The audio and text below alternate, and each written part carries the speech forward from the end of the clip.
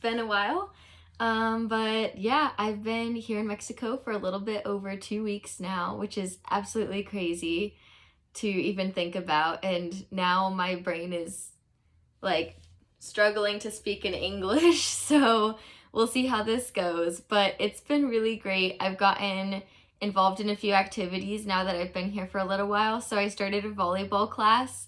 Haven't ever played volleyball on a team before, for those of you who don't know me very well, so that's been an interesting experience.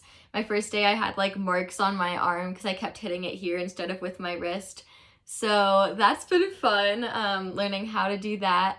And I'm also really enjoying getting to learn how to dance. So to relate this a little bit back to engineering, I started learning the salsa dance this Wednesday night, and very fun. I love the salsa. It's a fun type of dance with lots of twirls, and there's a lot you can do with it.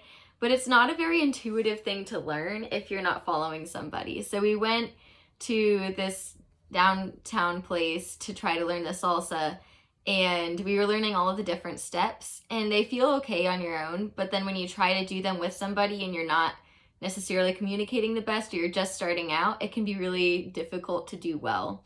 But then if you try to dance with someone who's more experienced, it feels a lot more natural as long as you don't try to lead. And it kind of reminded me of how when you're leading a team in engineering, if you do a good job, it feels really natural for everyone to kind of follow that leadership. And they can like give advice and you take it, and it's just a very natural flow.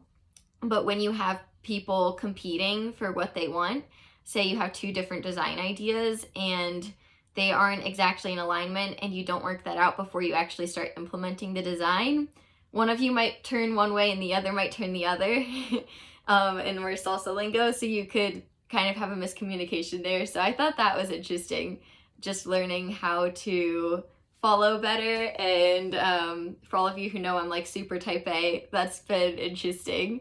And yeah, the schedule here is a lot less strict, I think, than in the US. So our classes are supposed to begin at the 30 mark, and even in our official schedule online, it says they start at 35, so 5 minutes after, because everyone gets places 5 minutes late. So I thought that was a little bit interesting as well. But yeah, I've been really enjoying my time here. School's going well. I'm taking manufacturing and discrete event simulation, both in English. And in Spanish, I'm taking cinema, literature, and culture, and ethics and citizenship. So those have been interesting courses. Manufacturing hasn't been my favorite in class, but I really like using the lab. We get to use cool machines to like measure and cut things. So I'm looking forward to doing more with that. And I have a good team for my event simulation course, as well as just learning all the Spanish that I can in my other classes. But I feel like I'm learning more outside of the classroom than in it, just like getting practice speaking Spanish, being with my host family, hanging out with friends, going to some parties has been really fun. So yeah, I'm learning a lot about different types of food. So I know which types of salsa I can handle and which types I need to learn how to handle. And I have two dogs here, Nyla and Cocoa. So I will have to send pictures of them at some point, but we're hoping that Nyla will have puppies. So I will keep you all updated about that. We think she might be having puppies. And this last weekend, I got to go see the Monarch Butterflies at the Monarch Butterfly Sanctuary. So that was really fun. We climbed up this mountain and saw butterflies everywhere. Like the trees practically looked orange. So that was really beautiful. It was a good trip. And we got to stop in a few little towns on the way to and from. So it was really beautiful. They have these towns in Mexico called pueblos mágicos, or like magic towns, that are actually officially registered as magical towns because they've been restored so that their history is maintained. And there's just something about them that's super quaint, and all of the buildings are really cute. There are lots of little churches and lots of good places to eat. So the tacos are great, especially in Mexico City. The tacos are great. I really like mole, if you have heard of that. And yeah, lots of different street food snacks and things. I learned that the tequila in Mexico is very good, so highly recommend that if you ever visit. And this weekend, tomorrow, I'm headed to Teotihuacan to see the pyramids. So I will let you know how that goes when I get a chance.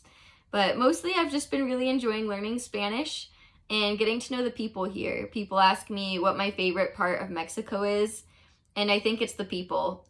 Just because everyone is really open and they want to get to know you and where you're from and your culture. And so as I'm learning about Mexican culture, I feel like there are a lot of people who want to help me with that and teach me lingo and slang and all of the different things to go see in Querétaro and in Mexico. And because there are people from all over Mexico at our school, I'll ask them, oh, where should I go? And everyone has a different idea of like, oh, you should visit my hometown here. You should go to this beach. So that's been really fun. And I'm thinking about maybe going to Cancun for La Semana Santa or our spring break. So I will keep you updated on that as well.